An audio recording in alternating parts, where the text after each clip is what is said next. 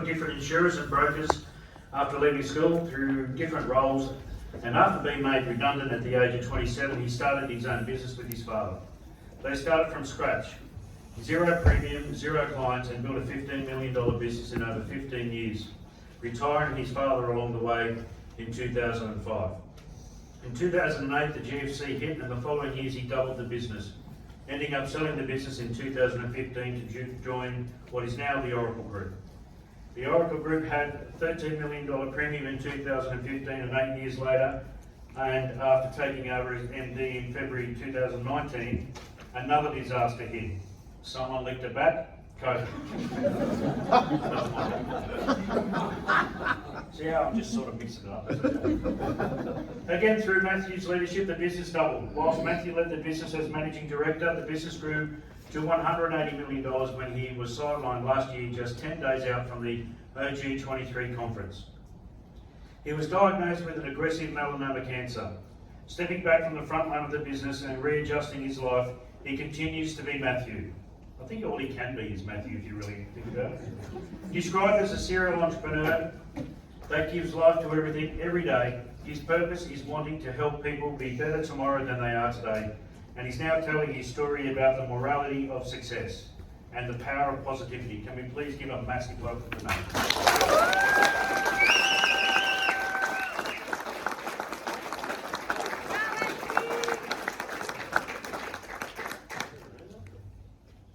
Righto, how's that volume? That's good. Good. I've already gone off my slides because I thought of a couple of other things to say.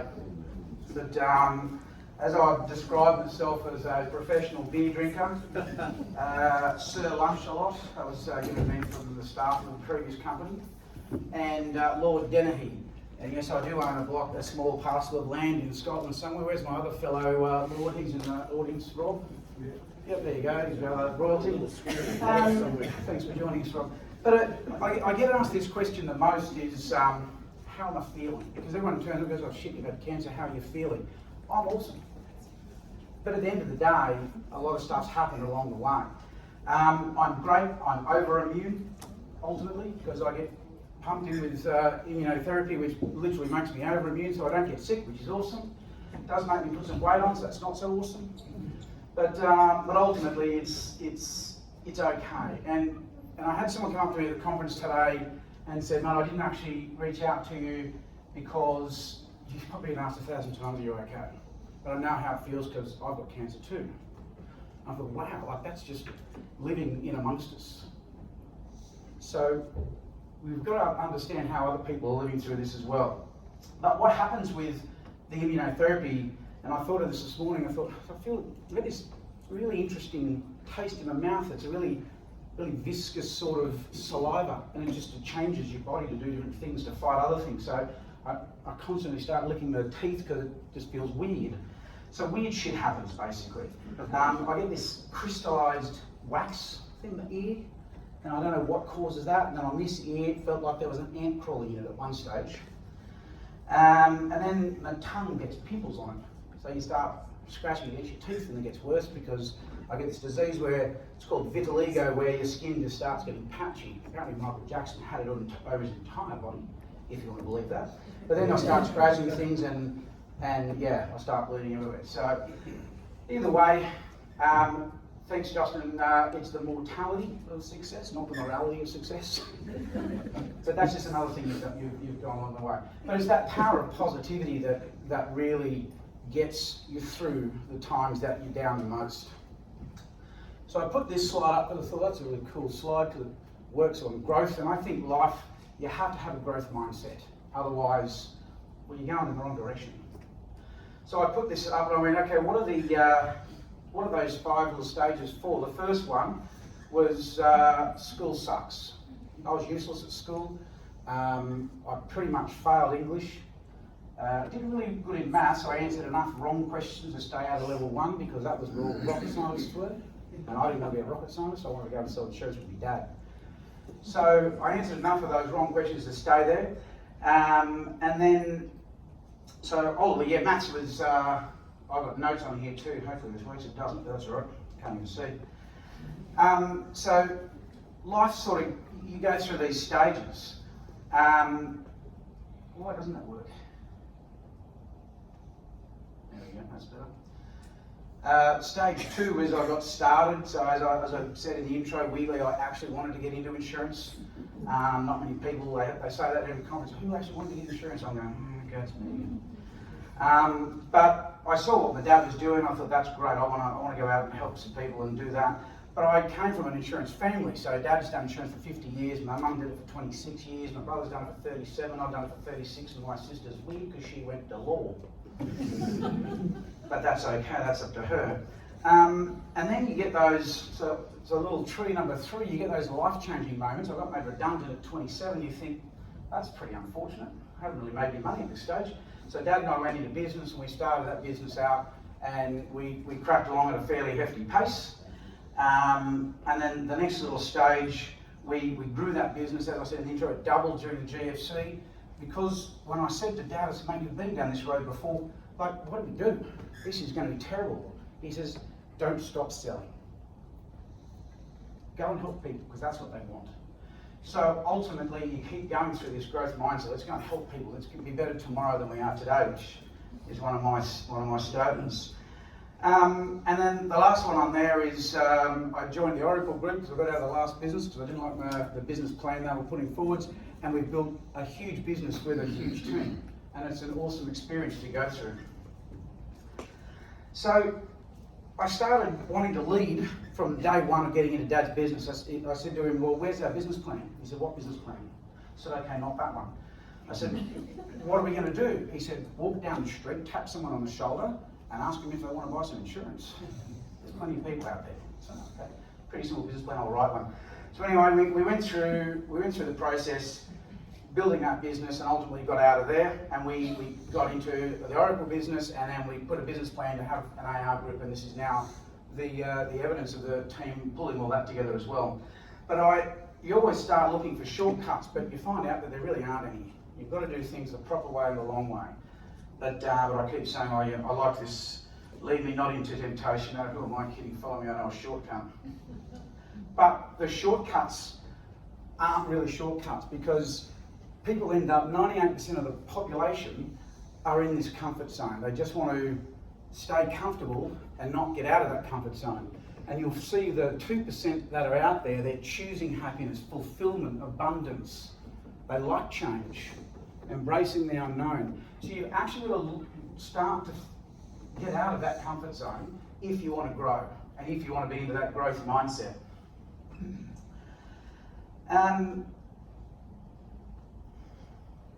So I realised that when those moments change, you have to actually do something about it. And retrospectively, I now know, through going through this cancer, that you have to go for the moments that matter. And it's all about the experience, about being happy. So my story all started with a family trip to the United States of America, which was bloody expensive when I've got 6 kids between my wife and myself. She had 4, 3 boys and a girl, so I got 3 boys out of a new relationship, which was great. So I never got to play football with the 2 girls. and then the 2 girls, and of course we had the girlfriend that came on as well, so we picked up that as well. And I think it cost us $60,000, $70,000, but it's the memories that you create that you don't get back. And so I put a little slideshow together because, I met Samuel L. Jackson. Well, his wax station. He didn't say much. I had a Duff beer whilst I was there, but Shaquille down here, we're doing tastings in Mexico, tequila tastings. They didn't understand she was 16 at the time. But that's all right, we did. But yeah, it's the experiences that you create together, and it's being able to look back at the photos, but actually taking the time to stop and look back at the photos. So doing this presentation, it was good to actually go back through the photos and go, oh yeah, we did that, it was awesome. I found out that through Disneyland, insurance has been immortalised. This was just something funny I found through the photos as I was going. So insurance, out of business, bankrupt, closed forever, and if you look at the list of things on there, I think, yeah, I did. T&T disguised as cigars, I don't know if any insurer's doing that one. Hot foots falling off cliffs. And the last bit, I think this was where they said, of all perils, you can't use that anymore. It's any other animated adversities not listed herewith. So they knew the language. Obviously, they read the PDSs. But then sometimes you just get punched in the face. And yes, that is me. I did say I wasn't going to take my shirt off at the conference. I didn't say I wasn't going to show me with my shirt off at the conference. But like, you get punched in the face. No one expected what happened to me to happen. Because before I went on that trip to the US, I went and did my annual medical check, which I've done 10 years in a row. So that was the 11th one. The doctor runs me through all sorts of tests, blood tests, pokes, prods, everything, hearing, sight, some more sight shit, don't worry about that. And then they do these ECG running tests where they hook you up, put a face mask on like you're Darth Vader, and then put you on a treadmill and say run, and we'll track your heart rate. And I said, I'm pretty sure I know how this is going to go. Anyway, whilst I was trying to piss him off by getting to the 10-minute mark, because that was where I had to get to, what it actually is, you need to get your heart rate to a certain level. So I didn't realise that yet, so it kept going past 10 minutes, and I ended up tearing my left anterior cruciate ligament, just slightly. And I went, oh, I'm not going to tell you that because I've got more tests to do. So we did some more tests, and you do these balancing tests where I probably can't do it that, can I? Where you got to reach out and see how far you can reach out, and that's where it tore a little bit more. And then when we were over in the US, you walked 25,000 steps pretty much every day because there's a lot of pubs over there, a lot of things to go and see. And you know the position where you're just about to walk across the road and a car comes around the corner, you go, oh shit, I better get out of the road. Well, I launched off my left leg because I'm left-handed. Yeah, that works. And I felt a really big tear then, and I did that twice, and I went, oh, that's done the knee for sure, because I've already done that ACL twice playing football, and I've already done that one once playing football, so clearly I don't learn. Or I need to lose some more weight. But, so I've hobbled through the rest of the trip. I've literally got off the plane with my little bag, arms on the handle of the bag, trying to walk off the plane because I was just in that abject pain. But it took me 3 weeks, because I'm a stubborn male, as we normally are, to go and see anyone about it. So I went and saw an osteopath, because I didn't really care. I just wanted someone to tell me it was stuffed. So he's done a couple over the next 10 days. He did a couple of sessions, and he goes, this isn't getting better. Meanwhile, my wife's in my right ear, saying you have to get an MRI. What's he got, X-ray vision? How's he going to see what's underneath your skin? I went, that's a pretty good point too. So I went back in and I said, maybe I should get an MRI. He said, that's a pretty good idea.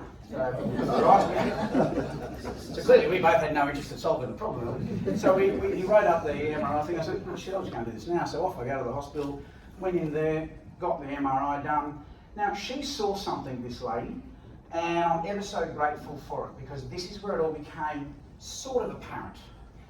She said, I just want you to go across the hall to get an X-ray. It doesn't say X-ray, it just says MRI. She said, yeah, I know, but I think he's going to want to see this. So whatever she saw in that MRI, she saw something else and went, there's something else I've got to check out. So she went and got an X-ray. And this is how close I came to devastation. So the crosshairs is a 6.5 centimetre tumour that was eating the inside of my tibia from the inside out. And you can see where I've highlighted in blue, because I figured out how to do those things in presentations right late one night. That's how close it got. So if you see where that blue part is, the head of the tibia was soon to snap off. And I'm 10 days out from going to a conference in New Zealand. I am looking forward to it. It's pumped. It's one of the best conferences we would have put together, except I didn't get to it. And I went, oh, okay. So the reports go back to the osteopath, I go back to the osteopath. What's it look like? He says, oh my God, this is amazing. I went, I'm not sure that's how it works, but anyway, let's get going. He goes, I've never seen one of these before. We studied this in university. This is a 1 in a million diagnosis. So then he gets on Dr. Google and going, thought you said you studied this in university. And he had 1 in a million diagnosis, but don't worry, it's 99% benign. You'll just need to go to an orthopaedic surgeon or someone and they'll just cut it out and away they go. I thought, oh, cool, no dramas. Got a bit of a sense of trust out of that, even though we went to Dr. Google. But I got to a point where I thought, okay, well, I'll send it off to my knee surgeon, because I've got a pretty close relationship with him. I think I funded his Porsche with the 4 knee operations I've had. And sitting up there, and I get a phone call 4 days later, and she says, it's the nurse from Dr. What's his name? Chris Barcoli's room? No, not Barcoli, he's one of the insurance brokers. Chris Vitullo. Your file's in triage. I went, what the hell's triage? Can't they just have a look at it and tell me if I need to do something? So I figured out what triage was. Triage is where the doctor can't get sued because he hasn't yet looked at the file, but he really secretly is. But that's triage. So I get a phone call back saying, no, Vitullo can't help you. You'll have to go and see an orthopaedic surgeon, and here's one in Brisbane. I said, great. She said, you'll need a referral. I said, I don't believe in referrals. They're a waste of my time and my money. I have a sort of unhealthy respect for doctors.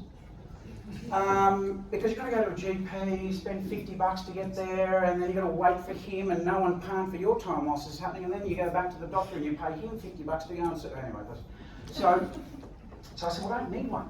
I'm already here. I've come from the osteopath to get to you. Can't you just refer me on? Why do I need to go and see some other idiot that I haven't even spoken about this yet? You know all about it. You've got the file. So she goes, oh, okay, right. So she refers me on. So I get a call from Dr. Somerville's office about 4 days later. Your file's in triage. She said, oh, I know. I know how this works. 3 days later, they come back and they go, right, Dr. Somerville's very busy. Okay, cool, me too. But he can see you tomorrow morning. I went, how busy really is he then? That doesn't sound really busy. It sounds like he's waiting for me. And I go, well, that's fantastic. I can't see him because I'm going to Sydney because the insurance awards are on. So I'm hobbling everywhere. I'm going through everywhere I go. Get on the plane, go to Sydney, come go to the awards. Apparently I sung some song on stage. I have a habit of doing that as well.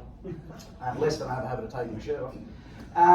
And then back home again, and they got me in on Monday afternoon. So the 18th of September. So I went to the osteopath in August. It's taken me 3 and a bit weeks to actually get to someone to tell me about it. So I sit in the doctor's room. I've walked in, obviously. Sit down in a chair, and he says, right. He goes, yep, pretty much. It looks like a giant cell tumour on bone. I'm going, it's in the bone. Anyway, I'm not going to argue with it. So what do we do? He goes, well, it looks like a giant cell tumour on bone, acts like a giant cell tumour on bone, so we've got to treat it like that. So that's pretty good advice so far. What do we do with it? He goes, well, we'll need to put you in for a surgery and curate it and do a biopsy of it and check it out. Because 99% of these are benign anyway. It's great. So I'm going to a conference in 10 days' time in New Zealand. I'll be there for about 10 days. So I reckon somewhere around about the 15th of October, considering this is the 18th of September, I'm good to go. He says, you aren't going anywhere. I said, you didn't hear me. I'm going to a conference because I'm the managing director of this company. I've got 100 delegates going to New Zealand. I will not miss this conference. So, can we do it in October? I've never met a doctor who wants to do something quicker unless your life's being threatened. And he goes, you aren't going anywhere. You aren't flying anywhere. You shouldn't even be walking. And I said, well, that's going to be difficult because I walked in, so I'm going to have to walk out. He said, if your tibia snaps off, I can fix it. Complicates things enormously. We don't really know what it is just yet. It's just a tumour on the bone where one cell got greedy and ate the next one next to it, it ate the next one next to it, and it kept going, and it's starting to eat my bone out. I'm going, okay. So I'm not going to the conference. He says, you are not going to the conference. I said, okay, you win. When are we doing it? He said, Wednesday morning, 6:30. I went, it's Monday afternoon at 4 o'clock. He goes, that's how urgent this is. I went, oh shit, right? It is life-threatening. So I go home, see Sharon, I go, got to get up early in the morning. Sharon, my wife, loves early mornings. Really loves them, because that's why she sleeps in so much, because she loves the bed she's in. So we've got to get up Wednesday morning really early, because I've got to go for an operation. They're going to biopsy it, and then just fix it up, something like that. So I'm going to start work, because I've got a shitload to do, and I'm going to work all day Tuesday, and I'll work all night, so I've got nothing on the plate so we can go to hospital, so no drama. So I work like a Trojan all day Tuesday. Tuesday night I come to bed at about, I think it was about 11 o'clock. Wednesday morning at 2 a.m, I had one of those light bulb moments. When I went, holy shit, my leg's sore. I had pain from my knee down to my ankle, just switched on. 2 a.m. in the morning, I'm going, what is that? I can't get back to sleep because it's just abject pain. Worst pain, sorry, it's the second worst pain. I'll tell you about the worst pain later on. So the worst pain at that point in time that I've ever experienced. I just couldn't get rid of it. And I'm going, oh, nil by mouth operation, awesome, can't take anything. So I woke Shannon up at 4 o'clock and I said, we've got to go to hospital. I'm literally nearly about to burst out crying. It's that much pain, okay? So we get our shit together and away we go to the hospital. And we get to the hospital early and we go, we've got to check in. And so I'm now we've got crutches because Shannon has 4 sets of crutches at home. 3 boys, and well, Shakir basically plays as rough as the boys. But yeah, they've broken most bones in their bodies, I reckon. But so I'm on these crutches, I'm trying to crutch my way without crying because there's 50 other people in the waiting room and I'm trying to be Superman like I was in the cardboard cutout in the New Zealand conference. And I just sit out, plop down in this chair and 20 minutes goes by and I hear this, Matthew Denehy, and I got my hand in my head in my hands and I actually have tears in my eyes, so he's bringing it back now. And I just looked up at this lady and she looked at me and goes, and I went to get up, she goes, wait! Love, you come here. So she called Shannon over, they checked me in, got put in a wheelchair, and then sent into another place to check in. I'm going, I love this check-in process. It's not as smooth as other places I've been. The Hilton's very good. So they sat me down, checked in again, did some more stuff. Shannon then had to go because she can't stay in there anymore. So off I go. They wheel me into another room to check me in a 3rd time. I'm thinking, can't these people just collaborate? It's so much easier. So then they're now talking to me while I'm still trying to keep it all together. Put me in that beautiful blue gown, my arse hanging out, awesome. At least I could scratch my arse without having to go through the undies. That was anyway, I'm now on this trolley and I'm away. So, just I'm being wheeled in by everything's going through, and I get up into this bay. Like where you put your car for a service, like bays just side by side. I'm going, oh, bay number 1, must have been on first. Right, cool. So I'm now waiting there for 10 minutes, and I start thinking this will all be okay. Just got to keep calm, got to keep positive, just got to keep going. Meanwhile, I'm starting to cry, and then the anaesthetist, one of them, he come up and he goes, hey, how you going? I'm John. How's your pain levels? I said, shit, let me tell you all about it. He goes, on 1 to 10, what's it like? I said, I've got my own scale. Stop there. 10, I've blacked out. You pretty much know where I am at that stage because I'm not responding. 9, it's pretty darn sore. So if my left fist starts clenching, because I'm left-handed, just giving you a prior warning, because I did do boxing in that Muay Thai challenge, and I start going like this, you know I'm soon to black out. I'm at 8. I can get this on the road, right? He goes, right, okay. So what did you take for a pain wise? I went nil by mouth. I was pretty sure that meant nothing. So I took nothing. He said, what, no Panadol, no Nurofen, nothing? I went, nothing, nil by mouth. What? You wrote the rules, not me. I'm just following it. Trying to be compliant. And he goes, oh shit, we better get on the road. I said, good, let's go. So anyway, so wheel me in. Pathology's in the operating theatre because they're going to do the biopsy live timing.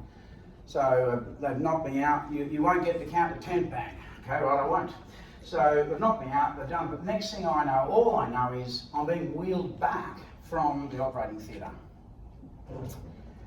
And still a bit high on drugs. People will know me, I do like a drink, being a professional beer drinker, but I don't do drugs at all. I barely take Nurofen or Panadol because I don't get hangovers, which is awesome. I don't know why that is, but I don't. Don't get jet lag either, that's awesome. And I don't do COVID either. I gave that to my wife, she had it for 5 days, I had it for 5 minutes. So I wake up and I look at the nurse and I go, did we win? That was me, in my language, going, did we get it out? She went, yeah, we got it, we won. I went, sweet, blacked out again.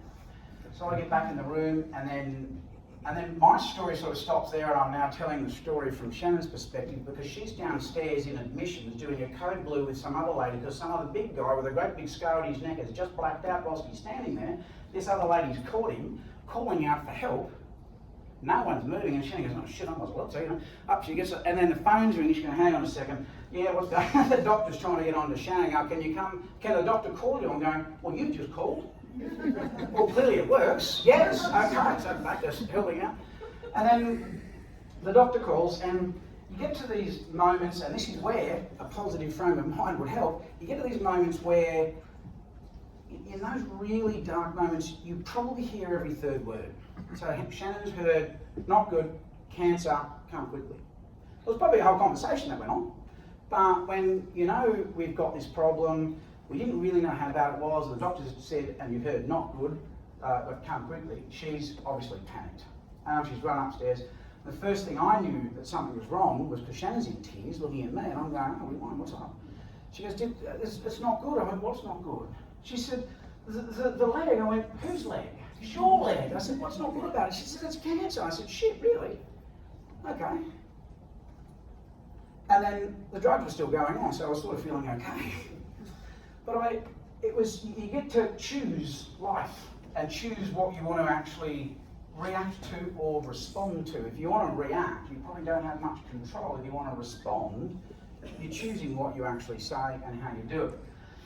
So, fear didn't really set in. It was more about, well, I'm in the right place. I'm not at a mechanics workshop, so that's all right. But it's a natural emotion, and you can't really do much about it, but you can choose what you do when it happens. So at no stage did I feel like I was under threat and going to die. It never entered my mind. So we go through the processes, and whilst I've done this, I've put some slides up about melanoma. I know the ladies will be able to do all of this because they've got that 8-lane highway thing going, so they can listen to me, watch me walk around, use my hands, and you can read at the same time. The blokes, I'll send the slides out later. So the doctor comes in the next morning, and it's 6:30. Who does that? I'm still drugged up. Anyway, 6:30, wakes me up, lights are on. Oh shit, you arrived? Okay. And he goes, yeah, wasn't what we thought it was. Well, you said it looked like a giant cell tumour on bone, acted like a giant cell tumour on bone, and it probably is one. He goes, yeah, but you know how I said it was 99% benign? Well, I think you've got the 1% that's actually cancerous. So I've gone, 1 in a million of the diagnosis, 1% of 1 in a million, 1 in a billion. Didn't really want to be that special. Had to be special, but not that special. So he said, look, it's okay. The drugs they've got these days, they're really good. They solve the problems. 20 years ago, I'd be having a much different conversation with you.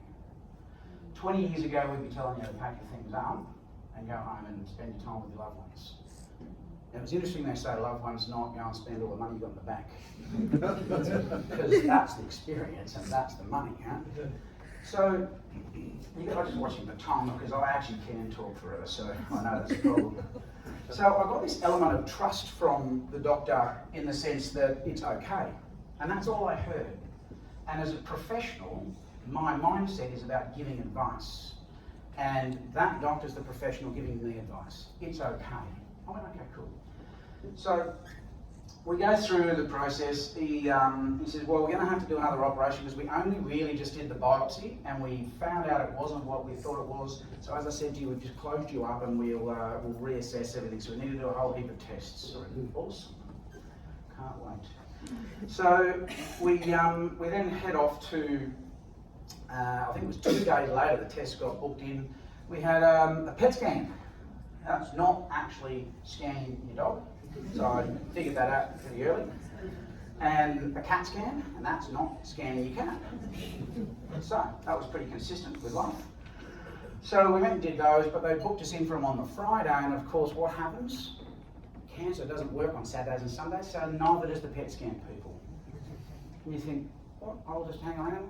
Cool, okay.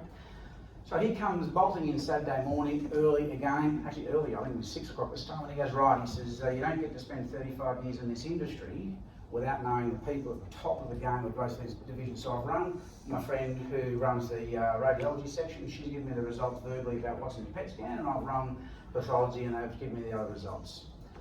Basically, you've got a melanoma cancer. And I'm like, okay, what's that do? He said, well, we can't find it. I went, okay. How's this going to work then? It's like a hide and seek game. He said, well, what we have found though is secondary to the primary. I went, you're not making it easy. But it's in your leg. I said, yep, got that bit. That was really sore yesterday.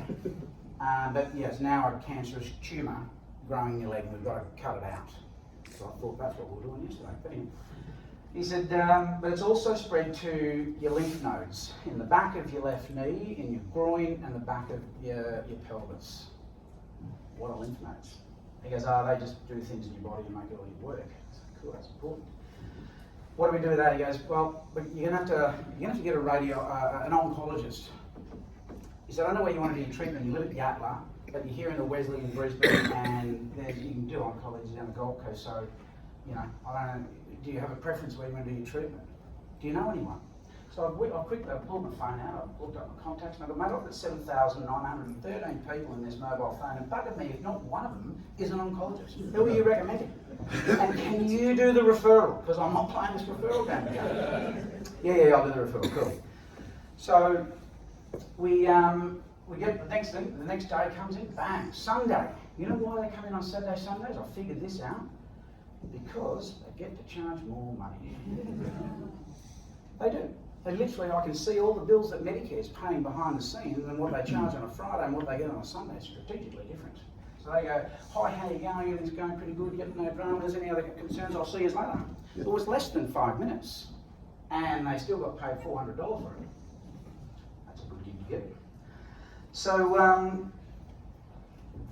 so we've got the oncologist, he comes in and he says, righto, what we're going to do is immunotherapy. Cool, what's that?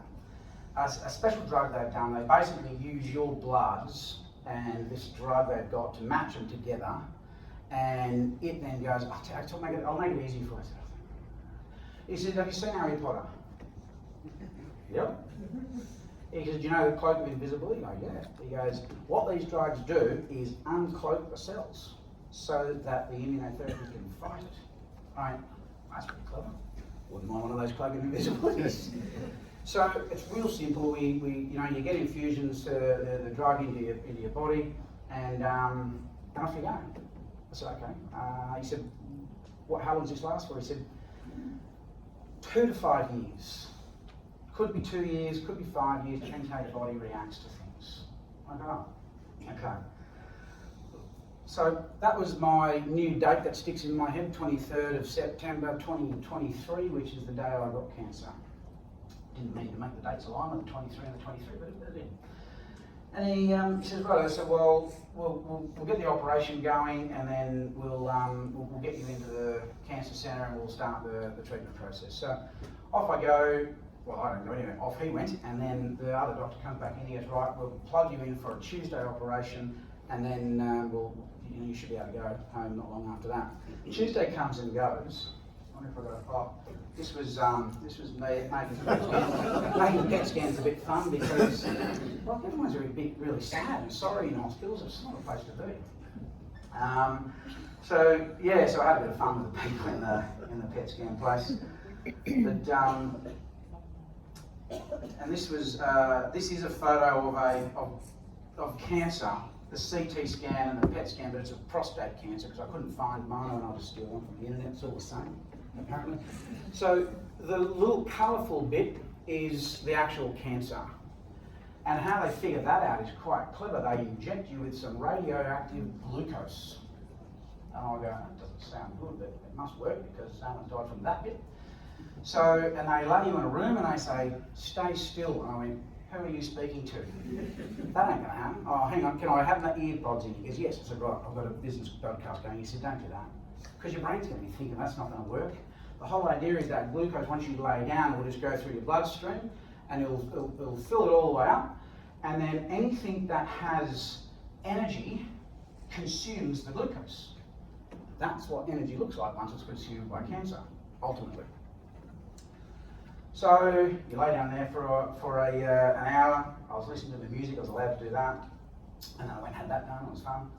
But there's two, like the same machine does both the PET scan and the CAT scan.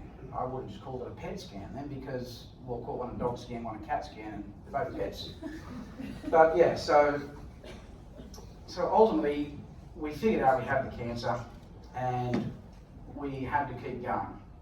So everyone asks me, oh, so what stage cancer you got? And it changes to all the different cancers that are around there. But ultimately, stage 3 is when it enters your lymph nodes, and stage 4 is when it enters other parts of your body, in other words, anywhere. So I immediately went to stage 4, which is why they were a bit worried about what was going to happen. And then the process of the operation. So we get to that Tuesday. Now remember I said the worst pain I've had in my life, I mean that's the second worst, this was the worst. So we shoot in for the operation, the next what did you say, anesthetic, one of them. He comes on, how are you going, are you in pain? I went, no, today I'm good, still got the drugs in me from the last one. And he said, well, this is what we're going to do, blah, blah, blah. Do you want a blocker in your spine? I went, do I need one? I thought we were going down on the leg. He goes, oh yeah, but it just says on the list here you've asked for it. I said, I didn't know it existed for this operation to start with, so don't believe me.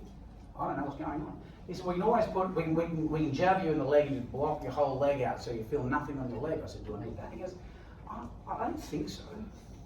I said, well, I do have a high pain tolerance. I said, so I'm okay with that. He goes, oh, okay, no worries.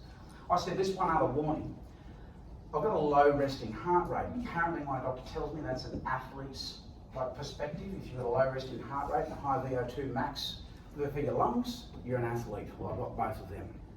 Certainly don't. I must have missed the athlete when they dealt that bit out, because that's what I'm missing. I said, so when I start crashing in post-op, I'm not dying. It's just I've got a low resting heart rate, your drugs may go lower, just manage it, it's okay. He said, cool, thanks for letting me know. Anyway, go through the operation, I get to post-op, and I wake up, and oh my God, I felt like I was giving birth. Now, just for the record, I haven't given birth. But in my mind, that's what it hurt. Especially when they said, we'll give you that back spine one, what's that called? Thank you. They give you that, I'm thinking, well, that's a birthing thing, right? So yeah, I know what I feel like now.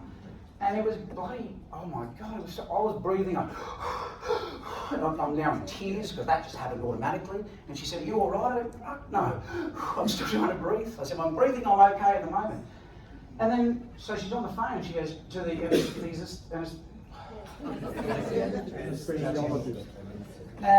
she's on the anaesthetist, thank you. She's on the phone to him, she goes, okay, yep, just one dose of ketamine. I go, don't they give that to horses? Maybe I have put some weight on. So bang, they've thrown that into my system and I'm still grunting like a train. Far out. I've never felt pain like this. So ladies, I do understand giving birth. I have so much respect now. And then I hear her on the phone again, can we give him a second one? I'm going, huh? Right, bang, second one. I had 3 doses of ketamine inside of half an hour just to try and calm all this down. I said, how's your pain? I said, fine, get me away from her. So they put me back into the ward and I'm just going, morphine, oh, it's run out, morphine. So you end up getting out of hospital about 3 days later and I was in there for about 9 or 10 days. I got my first appointment at the Icon Cancer Centre. Shannon comes with me. So we get there, we sit down, we check in. Hi, how you going? Pretty good, I feel. I'm walking, I've still got a sore leg because I was at the Icon Cancer Centre. So that's what it actually looks like. They just sit you in a chair and stick a needle in your hand and pump some drugs in there and you leave again. You still work.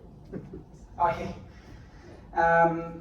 Sorry, this one, this photo here is obviously I did my hair, I was going for an operation. Only saw it really good. But I sent a photo of Shannon, bang, and she's got that one. Great, the selfies. And I thought I'd play this because when I obviously couldn't get to the New Zealand conference, I was devastated because I really wanted to go, apart from it was in New Zealand, it was going to be great. This was, hopefully this is going to work. Hi everyone, just thought I'd send you all a quick message from my hospital bed. It's Tuesday the 26th, about 4 days before the conference starts, and thought I'd Send you a quick message. Hope everything goes really well for the conference. A bit annoyed I'm not there myself. No, I didn't pull this trick, this stunt to get out of doing the conference and finishing the conference off. Much rather be over in New Zealand, let me assure you. Make the most of the conference, make the most of the time that you're there with the business partners and the delegates and the directors. It should be a lot of fun. I don't set these things up to not be fun, that's for sure. So thank you very much for everyone's support and well wishes. It's been an interesting week, a little bit more than a week. Not something I thought I'd ever have to go through, to be honest. But today at 1 o'clock, it's today being Tuesday, I'm going in and have the leg operated on so I can get rid of the tumour that's in there, clean that out and rebuild the bone with some bone cement. Didn't know that existed beforehand, but I'm not sure if that's part of any insurer's construction types. I haven't seen it on coat used to get Put a metal rod up the side of it, and that'll give it the stability it needs to get back to 100%. Not sure if I'm going to be running any marathons anytime soon. If I don't, that'll be my excuse anyway. Apart from that, I was going to be getting straight into some immunotherapy later this week, as opposed to chemotherapy and radiotherapy, but that's been pushed to next Tuesday, just so they don't complicate any issues coming out of the surgery. Have fun at the conference, get out of your comfort zones, meet some new people, network with everyone. That's how business is done. That's why we do these conferences. Yes, there's a big focus on education, but it's all about relationships, building relationships and networking.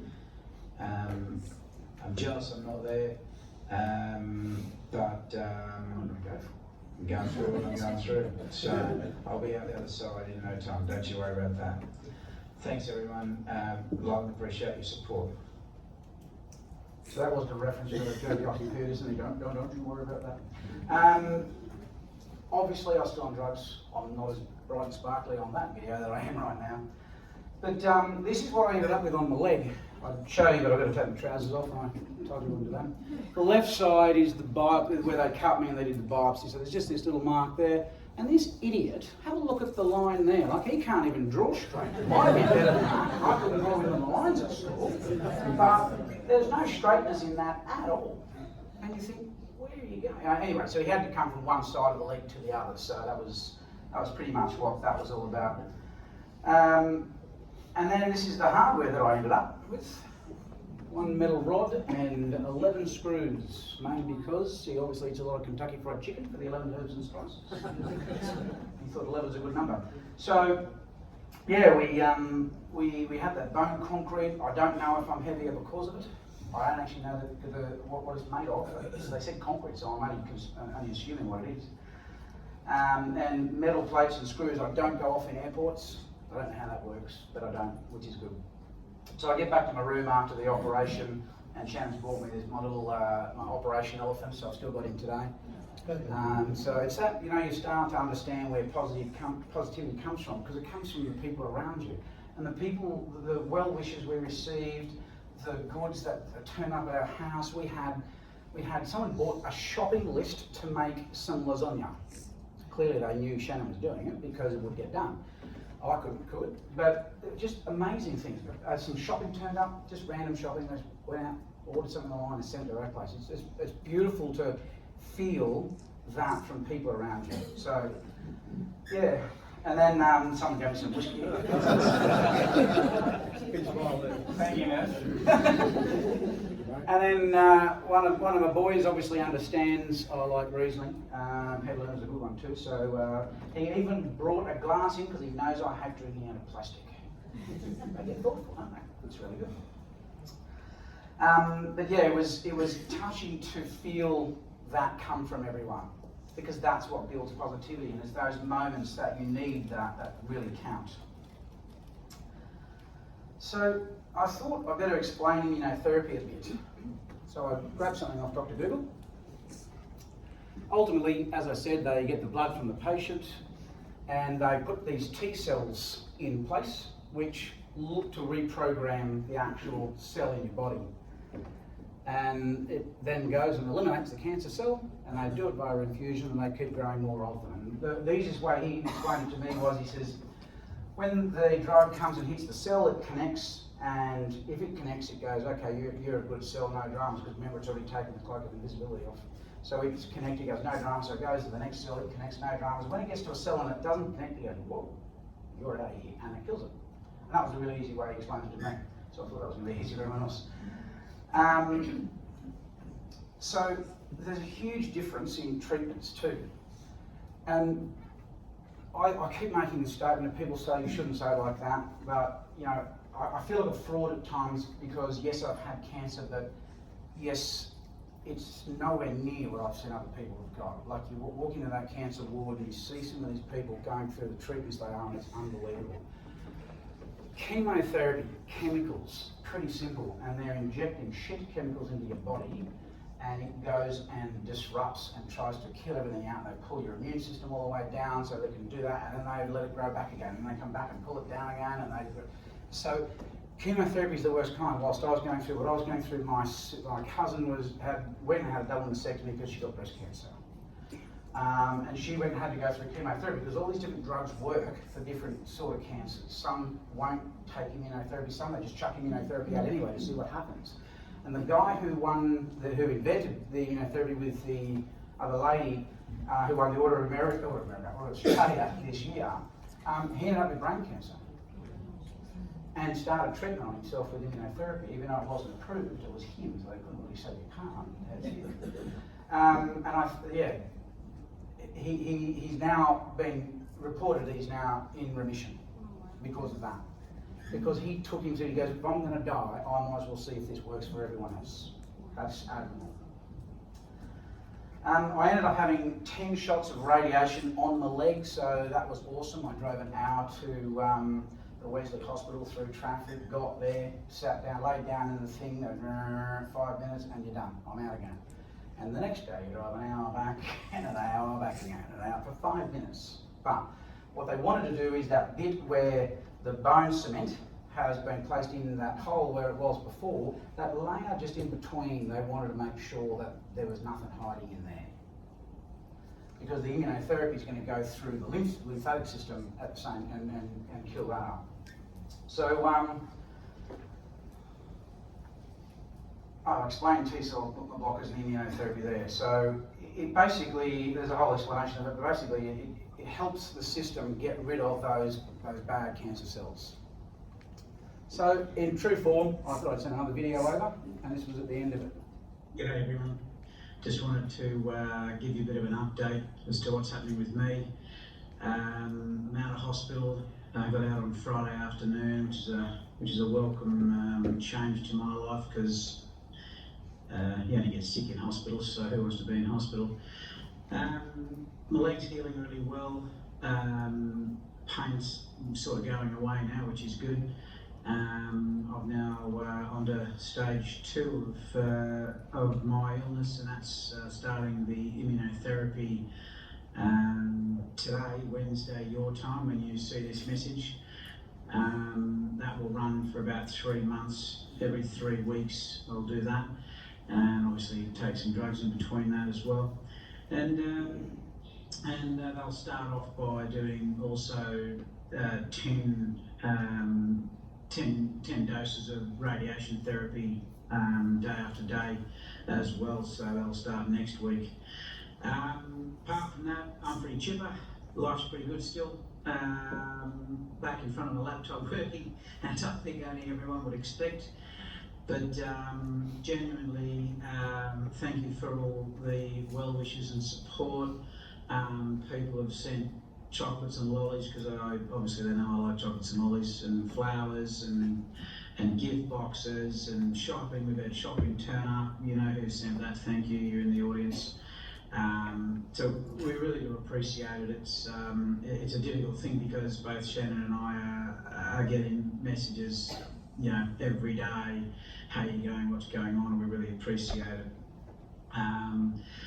But I'm very hopeful that you'll enjoy the conference and enjoyed Queenstown and enjoyed the company of everyone. Got as much networking done, built relationships, and had a pretty good time along the way. Hopefully all of the events went off pretty smoothly. No one went down with crypto, whatever that bloody disease is. Something I'm not going to get because I'm not over there. And the events went flooded out. But generally, thanks very much to all of our sponsors, to all the business partners, to the delegates who've been able to make it over there. We didn't have as big numbers as last year, but it is an overseas conference, so that always takes its toll along the way. We'll be back. Absolutely, we'll be back. Certainly, I will be as well. Again, take care, everyone, and travel safe. See you later. So it's that element of always thinking things are going to be okay, always being positive. And I'm now out the other side of the drug, so I'm a little bit more chipper. So we start the whole treatment process and we go into the cancer centre and we sit down in the waiting room. The nurse comes out and says, "You can come in, it's a great no. So I sit in a big chair, felt like a big boy. And then the doctor comes racing in. We're in there for about 15 minutes that I was starting to put the needle in. She goes, "Oh, I haven't seen the patient yet." I'm like, "I don't care who sees me first. Can you see me at the end?" He goes, No, I'll see you first." I'll get out of the chair and away I go.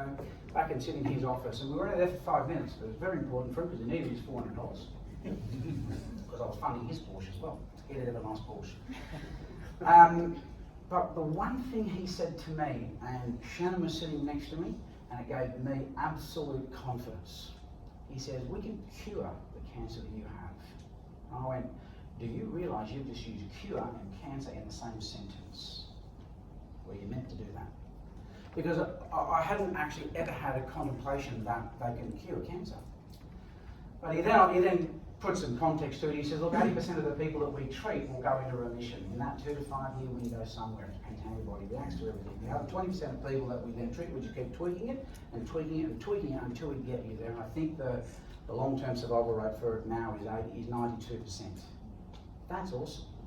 Like these people who make these drugs, the Melanoma Institute to support the research, the Cancer Council are trying to keep people, some people.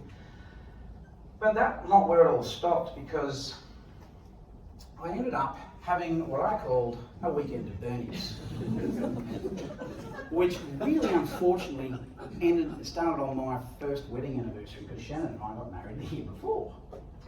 And it was literally like I was dead. That position I think I kept for most of the 3 or 4 days we were away. There was water, because I was consuming water at a rate. I've never drank so much water in my life, but it just happened. But what then happened is my body had shut down, and to me, if this is the worst that ever happened, this is the worst that ever happened to me with immunotherapy. So my body shut down. I started having hot sweats, cold shivers. They were great because they work for 2 hours and then turn off for 2 hours. So menopause, I think I'd get that now too. And then my wife told me I had brain fog. I went, "No, I can't have brain fog. I'm still working." I missed a day of work through the whole process.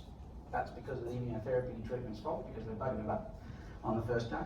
So brain fog, headaches, skin irritation, which I keep scratching myself, weakness, muscle soreness. And then these new little bits and pieces that are now starting to come about. And I literally didn't move for 3 days. Didn't do much at all. So once we got home, it wasn't an awesome weekend at all. Once we got home, Shannon's mother was over and the fan's going and the air conditioning's on. And I'm going, is anyone cold? They're looking at me, "No." "Do you mind if I turn the fan on?" "Yeah, sure." Okay, so I'm going to turn the fan on, sit back down on the couch, we're all sitting around talking. And then about 5 minutes later, he goes, I can feel myself starting to literally shiver. "But anyone really cold?" And I went, "No, we're not cold." I said, "Okay, don't worry." So I went up, I put a middle of summer, tracksuit pants on, hoodie on, and big Ugg boots. and went back out and sat in the lounge room. Everyone was looking at me going, "You're weird." But I was literally, because what I figured out is if I don't stop that shiver, I will just shiver through the process. And I remember Jacob and I were doing some work. He was in Burleigh, and I'm sitting there next to him, and I'm going like this on my laptop, and he goes, "Do you need to go home?" I said, "Yeah, I do actually." Yes. And I was just so cold, I was shivering. And I got in my car, I turned the heat up as high as it could go, and as hot as it could go, and within 3 minutes I'd warmed up, I was okay. It was just my body going backwards and forwards. So yeah, weekend at Bernie's, that wasn't really good. So not long after that I went and had my next treatment, and I'm thinking to myself, this is going to be really shit. I've got a week over in Morton Island to go to for a holiday. We're going to go to New Zealand to watch our horse race. Don't ask me about it. Still upset about that. I don't know if the horse is still alive. I've stopped following him at the moment, but anyway. And then we're going to go to the Formula One in March, and we cancelled our trip to Monaco Formula One in May because we went, well, how do we know what's going on? And I was driving home for February, going, you know what? I'm not going to let this cancer beat me. I'm just not going to allow it. I'm doing all of these things, and if I have another weekend at Bernie's, not going to be ideal, but that's what's going to happen. And again, you just reset your mind and go for it, because that's the only way you can do those sort of things. So ultimately, I ended up getting out of the Formula One, found some lovely ladies down there, Canadian Club and your favourite drink. And then I started thinking, well, we missed that trip to Monaco. So my uncle's talking about going to do a cruise down on the Nile.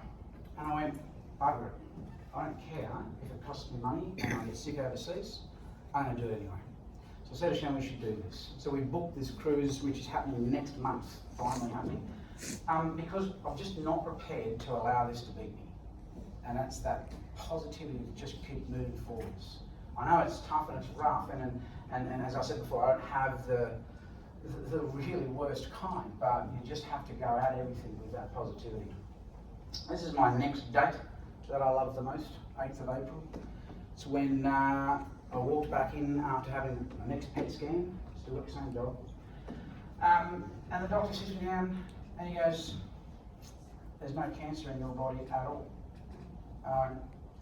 How do you work that out? You said 2 to 5 years. He said, "Matthew, we don't argue with good results in cancer centers. We only argue with the shit ones." Okay, right, so nothing at all. No. So what do we do? We stop treatment? He goes, "Yeah, no, we won't do that. What we'll do is we'll just keep going for the rest of the year. We'll do monthly treatments." So up until then, I was doing double treatments in the one every 3 weeks. So we've gone to one single treatment every month.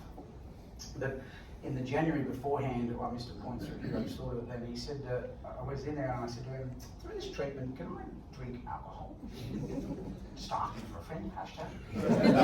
And he goes, "Look, Matthew, you understand alcohol's toxic, don't you?" I said, "Oh, shit, yeah, absolutely."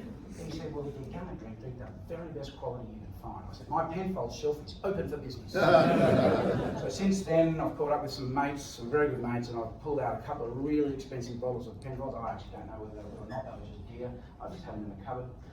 But yeah, it was just, that's now, I don't save those sort of things anymore. I don't save my best glassware, because when I'm dead, I'm never going to be able to use it.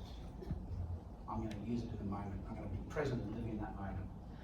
This lady here, Rebecca, I can't think of the last name, she must be the most kindest human on this planet. She's what she called herself, the cancer care coordinator. She would coordinate anything for you. And if it was only just to sit next to you and have a chat and go, "How you going? How's Shannon? How are the kids? Did you get away?" She was just there, and she made you feel so good whilst you were going through a shit circumstance. And they've got these people in these hospitals. So I get to a point where I say, life throws curveballs at you, and it's how you acknowledge them that counts. So 2 other curveballs in my life. The red Mercedes was when I separated from my wife and bought myself a separation present. One of the old big block V8 Mercedes, if you like cars. The white Mercedes is when I separated from cancer, so I bought myself another one. And I thought to myself, so the rego on this car is 787ZMT because it's the fastest one. I call it a low-flying Boeing jet because they made the 787 in Boeing.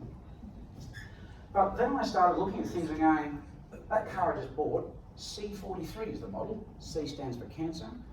And 43, I said, that's going to be the amount of years I'm going to live without cancer. I'm going to give it meaning, because this is my cancer separation present. And then I looked at it and I went, hang on a sec, 4 and 3 is 7, the exact amount of months that I actually had cancer for. And then I started getting really silly, and I went, well, the Rego's 424, FU7, so FU cancer, which I've got my up your socks on. 424, I need to give that some sort of meaning, or 42, 43, okay, so 42 years and 4 months. I'm going to die some stage at 95, maybe I think it's April. I'm happy with 95, right? So that's 43 years, 52, that's great. So I gave that a bit of meaning, which is the whole cancer thing. But you get to choose your life story. So I actually did this Muay Thai kickboxing challenge, and I lost about 12 or 13 kilos whilst I was doing it. And it's just being in that mental frame of mind, being positive, just have a go. So I started thinking about this statement, healthy, wealthy and wise. And you think through it, and I'm starting to put too much meaning to things now, and you go, healthy, well, that's obviously first, because the rest of them are irrelevant if you're not healthy. And you go, okay, I get that. And you go, wise, well, that's obviously last, because you only have wisdom once you know, so you have to go through and experience something. That makes sense. And then I put some meaning to wealthy, and it's got nothing to do with money, and it's certainly got nothing to do with my 2 lovely cars, because I don't buy them to impress people. I buy them because that was how I kept myself going and positively believing through the processes I was going through. So wealthy is about friends, it's about love, it's about family. That's where the wealth really comes from. It's about the experiences that you have, not the money or the things that you accumulate. I'm speeding up because my clock's going to go off in a sec. So I have these 2 guys in the audience here. These are my 3 a.m. guys. Why I call them my 3 a.m. guys, I actually texted them very early one morning. It was probably close to 3 a.m. and I said, guys, you are my 3 a.m. guys. What that means is, so I'm giving them the explanation to it, is at 3 a.m. if I ever ring you and say, could you bring a shovel, I need to bury a body, I know you'll be here for me, I know you've got my back. And you won't ask any questions, that's even better. No, I'm going on. That's enough. So you have these people around you that always are there for your support. And these 2 guys were probably the first 2 guys that I'd spoken to about the cancer and the journey I was about to embark on. Oops, one too many. This made a lot of sense to me. Man sacrifices his health in order to make money. Then he sacrifices money to recuperate his health. And then he is so anxious about the future that he does not enjoy the present. The result being that he does not live in the present or the future. He lives as if he is never going to die, and then dies having never really lived. And you think about that and you go, wow, that's the essence really, isn't it? What are we doing about living? Not actually trying to make money. So I went looking for other quotes and I found this one. This was cool. Never argue with an idiot. They'll only bring you down to their level and beat you with experience. So I thought, well, I'm going to immortalise myself, because that's very close to what I say. You should never argue with an idiot. Sometimes it's too hard to establish who's the idiot. I am wrapping up, Justin, promise you. But this is the important part. And when that person came to me today and said to me, oh Matt, I didn't want to interrupt you with your cancer journey because, you know, I've got cancer myself, and you would have been 1,000 people be talking to you. But it's a family disease. It's not just about me. Everyone's affected. I end up sitting down with all of my kids and Shannon's kids and going, this is not a taboo subject. Come and talk to me if you want to understand what's going on. Then I'd have to go and sit with my mum and dad and talk to them. And my sister, I don't really talk too much to my brother, which is another unfortunate story, but that's okay. But it is the family. Like they went out to lunch without me at the bastards. They came and saw me back in hospital. The young fellow in the wheelchair, he actually has a congenitive heart disease. But that's not his wheelchair, that was my wheelchair. He just was mucking around in it, as kids do. But it is about your family and the people around you. But more importantly, and this photo says it all, Kurt Nelson's got inoperable esophageal cancer. And 5 minutes before that photo was taken, he was telling me he had 6 months to live. And he's now beaten that. He's 7 months and 1 day, the last time I messaged him and talked to him. But look at the smiles on their faces. I had cancer, he had cancer, Anthony was there as support. But that's what it's all about. You've got to be around people for support. He was actually having chemotherapy pumped into him whilst he was walking around the UAC. Why? Because he just loves what he does as well. And that's huge.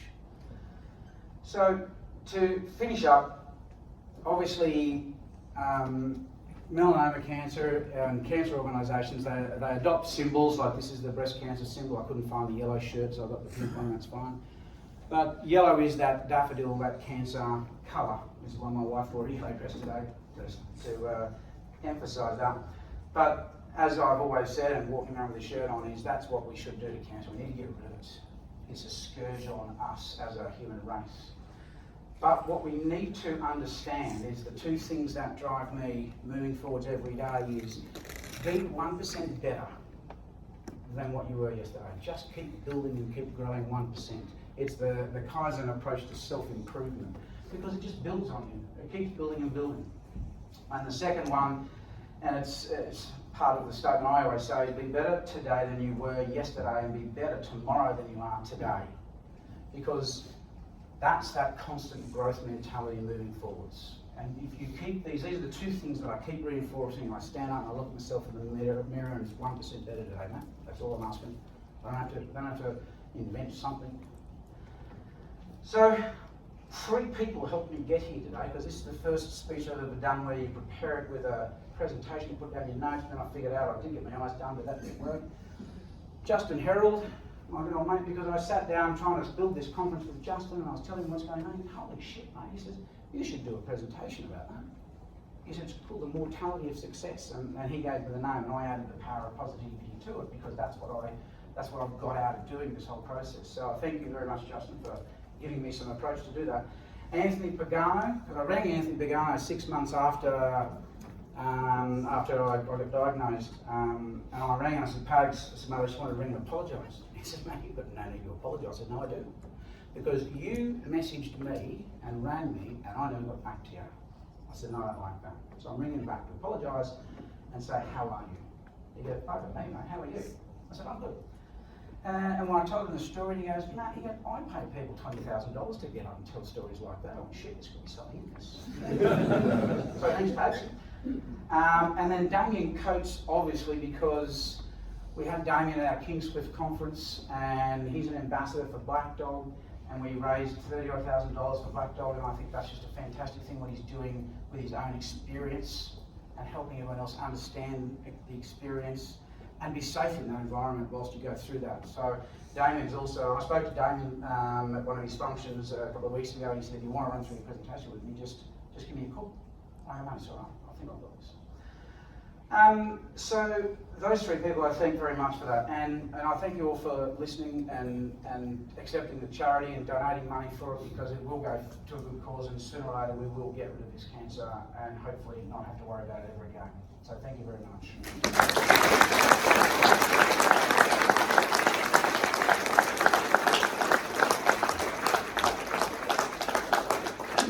All right, that was pretty good, eh? Taught him everything he knows.